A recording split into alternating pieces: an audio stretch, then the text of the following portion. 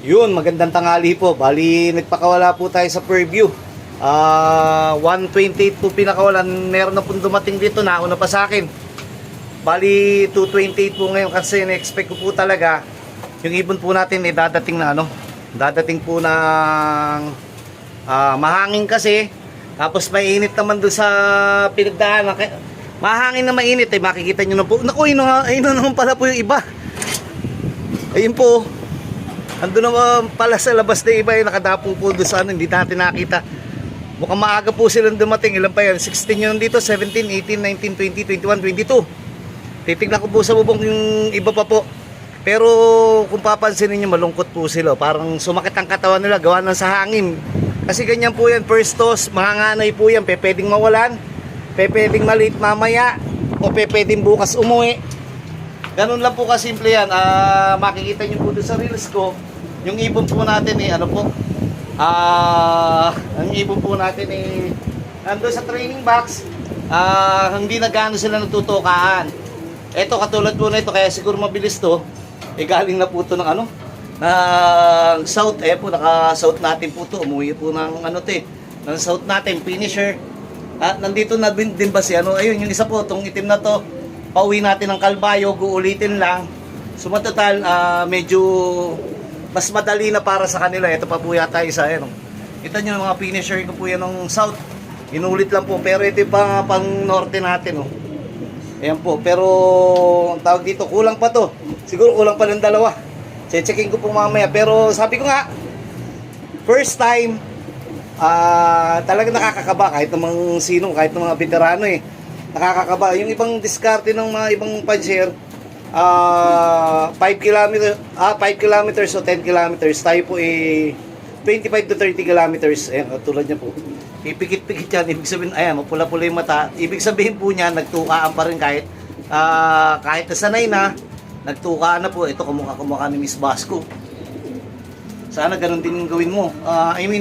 Sana mahigitan mo pa yung nanay mo. Naka Miss Basco cross, Daddy Basco Ayan po yung ibon natin. Pero parang durog yata rin ko. Parang durog po yata yung nandun. Lalabas po ako. Tignan po natin. Kasi hindi kagad pumasok. Dapat yan papasok Ang kita mo mga gusto to. Lungkutin. Yan. Siguro gawa ng Mang Lloyd, nandito na. Nauna pa sa atin.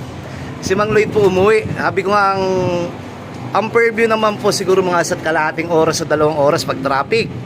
Pero liparan, iba naman po yun Kasi hindi naman po katulad ng ang liparan po siguro mga 1 oras nandito na po. Pero pagdating ng mga nakalima-6, magiging 30 minutes na lang po yan. Na 6 na to. Pagdating ng nagamay na nila, 20 o 15 minutes nandito na po. Ganun kabibilis ang mga ibon natin pagka yung nagagamay na nila. Kaya doon ang panahon na, meron pa doon lumilipad doon. Hindi natin alam kung atin yun o may nagtos na rin na iba. Kasi ngayon po, dayaan na ngayon Matagal po natenga yung mga ibon natin. Kaya marami po ngayon nagtutos sa mga ibon nila ngayon.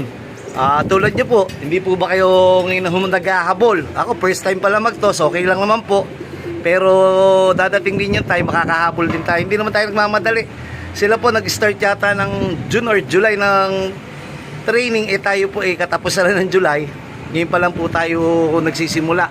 Sana hindi tayo mawalan, pero part yan. Pero sabi ko nga, eto naman yung ibon natin. Wala pa? Ala ko meron ng dumapo po. Ito po yung kabilang side po natin. Medyo, kung abutin tayo nito during derby, kung tataas na yung building nila dyan. Nagagawa po sila dyan ng construction site na po yan. Pwede maka-apekto yan pagka yung maingay, pero wala tayong magagawa dyan. Yun, ito po yung ibon natin. Hindi naman to durog. Pero kulang pa. Nandun pa sa labas sige. Labas muna po ako. Saglit lang po. 2, 3. What's up mga showbiz? Dagdag tayong dumating. Ano pangalan yung dumating natin? Kalbo. Hindi, meron pa po isa. Tignan nyo yung tsura, mga bata po. Si Mang Lloyd, yung mga bata ako maglipad dyan. Ayan po. Alabas nga po tayo. Tignan nyo po, ako ba saan naglulugong pa lang. Ayan po yung ibon. Yung itsura, po. Mga ibon po dito para mga neto Kaya kararating lang po niyan. Kulang pa po yata kami ng 5. Pero sir, okay lang naman yan First toss, tapos itlog, tapon mo na yan. Ang bugaw ko sa ibon to. Ibugaw mo. Ah! Parang may similya yata. Wala. Ah! Ay, hindi mo pinalimliman yan eh. Dinampot mo lang. Eh kung pinamigay mo lang, di dapat may masaya pang tao. Ikaw talaga napakadamot mo. Nag-PPM boss eh. Ako na TPM, di naman nila alam eh. Eh po, dumapo yung isang bagong dating kasi nabugaw ni Mang Lloyd eh. Pero kita nyo, binato.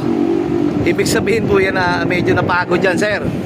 Medyo sumakit katawan niya, kita mo gusto to. Kasi wala na yan. First time po yan. Then susunod, preview po uli doon sa ating breeder's stop. Sa ngayon, ganyan lang muna po. Malay nyo, pagdating ng sir, August 9, August 10, karga na tayo sa truck. Kakain na tayo boss. Oo, siguro mga 4 na pair view o 5 pair view. Then, diretso siguro Pampanga na.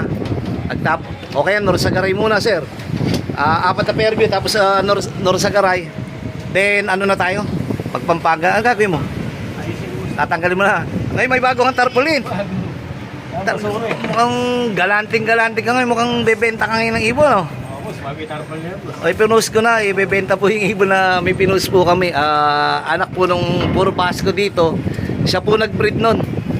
Pambibili lang po, panlambing po ng bagong cellphone. Kasi nga po yung kanyang cellphone ay pipikit-pikit na. Kala ko ibon na natin ito eh. Ipopost ko muna, akit po ako, saglit po. Yun, napakalakas ng hangin. Medyo talaga may hirapan yung ibon namin. Kulang pa kami ng 4, first toss. Mang Lloyd! Boss, 1 and 20 minutes na, kulang pa tayo 4. pwede boss. Ano ba nilalagay mong tarpaulin dyan? Ay, dito kasi boss, lagi nakapasok. Ayan ang pinagawa. Tignan nga po natin yung pinagawang tarpaulin. Ay, di pa makikita. Ay, ako pong sumilip dito dahil napakalalim. Nasa halos 5th floor na po ako. Baka mamay malaglag ako dyan. Sabihin, tsamba, hindi ko na maulit eh. No, sir? Nagsusulit to boss. Maulit ko pa ba to pagka nalaglag ako dito? Ay, ulit po. Hindi na kaya ulitin. Tsamba lang eh, no? Tinitignan ko po yung ibon doon sa post, tawag dito, doon sa building, wala naman po. So total, kulang pa po talaga kami ng 4. Baka pumaklas po yun, o baka nahirapan, work naman yan. Mang Lloyd, bahala ka na, di ba? Kompleto mamaya yan. Kami po pagkauna po talaga talagang kakaba-kaba. Hanggang ano po yan, 4 na training. Pero pag bago kami magkarga sa truck, magpapakuna na po kami sabay-sabay kasama po ng ating mga South team. Hindi po ba natin binabakunahan yan kasi wala pa naman sila nakakasama sa truck eh. Ibig sabihin, hindi pa po tayo nagkaano sa truck. Bakuna po kami pagka yung kakarga na kami sa truck at magpupurga po. Sa ngayon po yung natural lang muna po para tignan natin yung ibon kung gaano kalakas. Dito lang naman yan, 30 kilometers. Diba sir? Ang importante dyan, malaman natin yung groupings. Tapos pangalawa, lagi nga sinasabi ni Bait, mawala na ng malapit kaysa naman yung papatuition pa, no? Mga boss, may entry pa. May entry pa, pero sumatotal, hindi naman po kami nawalan ba tayo sa turo, no? Isa? Nawalan po kami sa turo, breed po ni Mang Lloyd yun, yung brown. Then, siguro naman po, ito yung hindi naman po kami todo masasaktan. Malakas lang po yung hangin, sanay naman po silang paliparin ng malakas ang hangin. Pero may init naman ngayon kasi nakaroon, hindi sila nakakatikim ng init eh.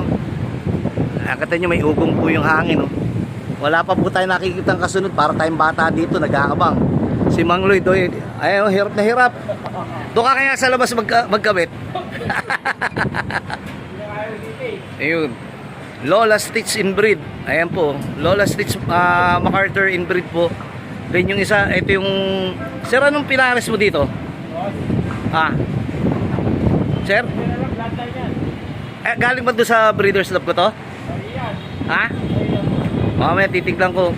Naka pearl eye kasi. Pearl eye yung mata niya eh. Habang lang po tayo, siguro mga 1 minute. Bababa na rin po ako. Itlog ng Basco, pinayaya mo. Kasi po to, matanda na po to. Kaya dinala po dito. Kayang gawan daw ng paraan ni Mang Lloyd. Tatlo na ba nakuha mo dito?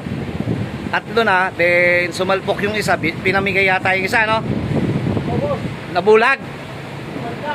Then yung dalawa panlaban namin naka 2K. Ito naman pinayaya kasi na walang similya. Yung Basco na lang nilagay po dito, yung dalawang pamilya ng Basco ko para po baka makakahabol ng South, no, sir? O ipamimigay mo lang. Yung itlog nga tinatapon mo lang eh.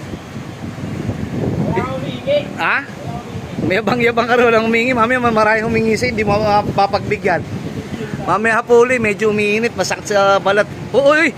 Huwag kang tatalon dyan, mababa dyan. Dito ka sa mas mataas.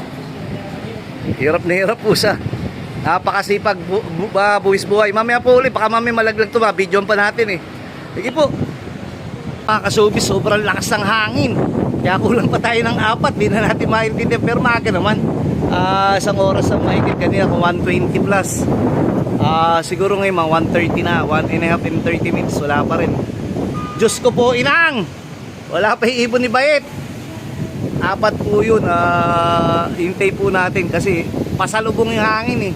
Medyo mahirapan bumalik dito yung malakas masyado. Tignan niyo po yung umuugong po. Ayan oh. Lakas po nung maririnig nyo naman po eh. Ayan, sobrang lakas. Pasalubong. Kaya yung ibon pwedeng talaga nahihirapan. Kaya ulitin ko, yung iba, sir, ilan na yung pumasok dyan? 15 kasama yung kaninang isa, 16. 16 nga, nando sa ibabaw. 17, 18, 19, 20, 21, 22. Ba't nawala yung isa nito? 23 na dapat to. Papalaki, 7, alam na kanina. O wala pa, kulang pa tayong 5 pala. 5 pa sir, kala ko 4 na lang eh. Ang lakas nung hangin masyado. Ayan, kita nyo, naglalaro po yung mga dahon po dito sa kabila. Ayan. O sir, liligo muna. Ikaw na muna magawang sa baba. Liligo muna ako, mainit eh. What's up mga kasubis?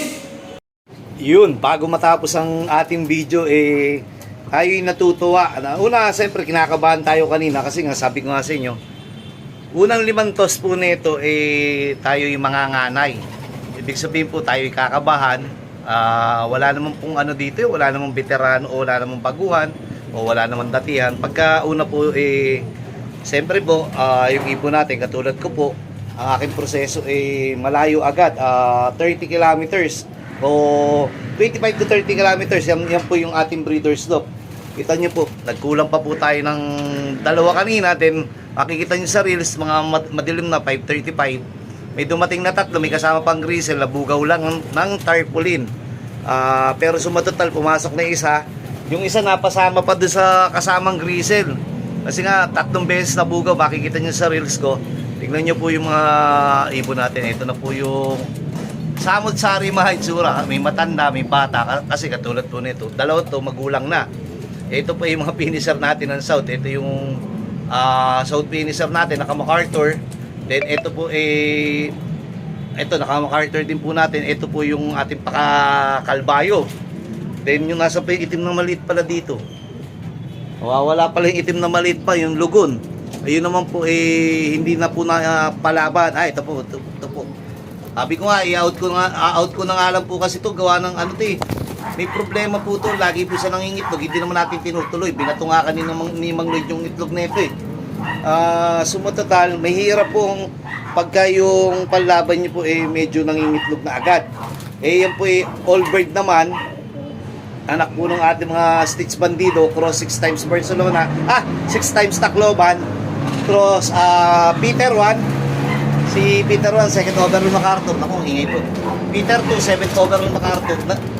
Papikta rin siya, naglulugo na yung leg. Pagkatapos po niyan, iitlog na naman niya. May bad attitude po siya. Kung basa, parang siguro, ang nangyari po sa kanyang pangangatawan o kanyang sarili, parang nagsasabing, Boss Bayet, gawin mo na lang akong breeder. Dahil hindi ako magaling na flyer, dahil lagi ako nangingitlog. Lagi po ako naglalandi. Parang si Mang Lloyd. Ayan po. Hintayin natin yung natira nating isa din. Ito nga po, ulit tayo. Maraming salamat po munting kaibigan. Unang karga natin, kulang ng 2. Dumating ng alanganin yung 2, 3 pa yung dumating. May kasamang grisel. Nandun yung isa. Ang masama, meron pa kang tawag dito. Meron pa yung kasama nung isa grisel. Kulay blue bar yun, di na bumalik eh. Baka yung ating pa inatangay. Pero part naman yan, babalik naman kung babalik. Kung hindi naman pasalamat pa rin. Malapit pa lang yan. Siyempre kung maganda yung pakikitungo natin sa ating mga ibon, babalik at babalik po yung mga yun. Malapit pa yan eh. Kung basta nabigla lang, At saka tignan nyo naman yung panahon kung gaano kalakas ang hangin. Kanina pa nasa video ko makikita yung hanggang ngayon dito, pero napakasarap po. Ayun po, napakalamig na, ang tawag doon, napakalamig na mahangin. Pero kanina nung binitawan natin, napakainit din naman. First time na sumilip si Haring Araw. Tignan po natin dito. May mga pang-oiler tayo, JB Sarip. Kukunin nyo po ba yung pang-oiler natin dito, replacement. Ayan o, nandito na. Andito, bali 5 yung dinala ko. 2 lang namang pipiliin nyo eh. Then yung excess na dinala ko, i-out po natin. Bilang pagtulong o panlambing na lang po. Hanggang dito na muna po. Sige po. Good luck po sa lahat. Yun. Ito po, kompleto po tayo. Dito nang galing sa likod natin. Medyo lugong pa. Ibig sabihin, bata to. Pahabol kasi to WPFC. Ito siguro yung nakasama kanina ng Grizel. Maraming salamat, bumunting kaibigan. Matutuwa sa atin si Mang Lloyd. First na lipad. First toss natin. Per view, 25 to 30 kilometers po yan. Nangyari po nakompleto po tayo. Napakasarap talaga pagka nag-iibong ka na nakukompleto. Malayo o malapit, parehas lang yan pagka yung mga unang 5 toss. Lalo na pagka nasa truck ka na. Ngayon tayo patos-tos lang sarili po. First toss po natin sarili natin. Then bukas dadaling ko po uli ng per view yan para magamay na po nila yung norte. Norte po yung per view, pero may pandaraya dyan sa per view. Susunod Norsagaray. Kasi maganda doon sa Norsagaray, siguro mga 3 per view tapos Norsagaray, o depende. Then pang-4, pang-5 doon na tayo, Pampanga diretso na. Then pabakuna po tayo, gaya ng sinabi ko. Pag bakuna po natin, pwede na po tayong pwede na po tayong sumakay ng truck pagka bakuna. Tapos bakuna din, purga po. Pero kung ako masusunod, kahit di ko na pupurgayin ito bago na mag-derby. Kasi meron na po tayong probiotic, may bawang na, meron pa 5-in-1 pa. Meron pa po tayo ini-introduce yung bigay po sa atin ni Paco Love TV na pero doon po sa kabila si Paco Love TV sa breeders doon po natin ginamit. Yung kay Paco Herbiotics ba yun? Yun, doon po natin ginamit. Tayo naman po, sabi ko nga po sa inyo, pakisamahan lang yan eh. Lahat po yan, magaganda po yan. Gagawin po nila yan, ginagawa po nila yan. Yung mga produktong yan, kahit ano man, mapa-herbiotic, probiotic, 5-in-1 o kung ano man po yan, yan po ginawa nila para sa ikabubuti ng ating mga ibon. Dahil kayo po ba magninegosyo o kayo po ba gagawa ng produkto ang hindi naman po pakinabang, sumatotal gagamitin nyo sa loop nyo yan. Kung hindi makakatulong o makakasama lang, mapapano po yung lipad ng inyong mga ibon. Yun po yun. Ayan, nakompleto na po tayo, nakakatawa.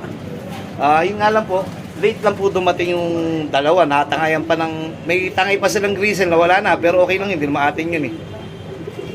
Kaya tayo magpasalamat. Sabi ko nga, sa una ganito, pero bago tayo kumarga ng truck, uulitin ko, magbabakuna po tayo. Kasi sabi nga po natin, kahit po anong galing ng ibon nyo, kahit anong husay ng ibon nyo, hindi po tayo ganun ka-protektado. Yung may bakuna nga po, tinatablan tinatablan pa ng kung ano-ano mang sakit, kasi may nakakatabi may sakit. Kaya nga late po tayo maglipad o mag-training. Kita nyo, huli po tayo laging, mahabol lang po lagi tayo sa training. Tulad po niya mga yan. Lagi nga sinasabi, prevention mas maganda kaysa yung magagamot pa tayo. At prevention, may mga tuka sa mata. Yung prevention naman po katulad naman po yung bakunang yan kailangan po talaga yan. Para sa atin din naman yan. Siyempre, lalabang ka ng basta-basta na lang. Kailangan, parang kayo din po sa nagsisimula. Gawan nyo po ng paraan, pilitin nyo po na magkaroon po kayo ng bakuna sa inyong mga ibon. Dahil ayun po yung isa sa magiging protection nyo. Ayan po, medyo mahaba ng po natin video, pero maraming salamat sa mga nakasama natin sa mga pagtulong o yung mga nabigyan natin ng tulong. Si Bite, sabi ko nga po, pagpasensyahan nyo po yung 350. Minsan meron po tayong taon dinoble natin dahil iba po yung kalagayan nila. Pagpasensyahan nyo po, at least kahit paano sa simple pamamaraan ni Bait, nakakasama nyo po kami sa laban nyo sa buhay nitong nagdaang mga bagyo o masamang panahon. Pero meron pa po kaming meron pa po ako ongoing, di pa po tapos yun. Po, hanggang dito na muna po.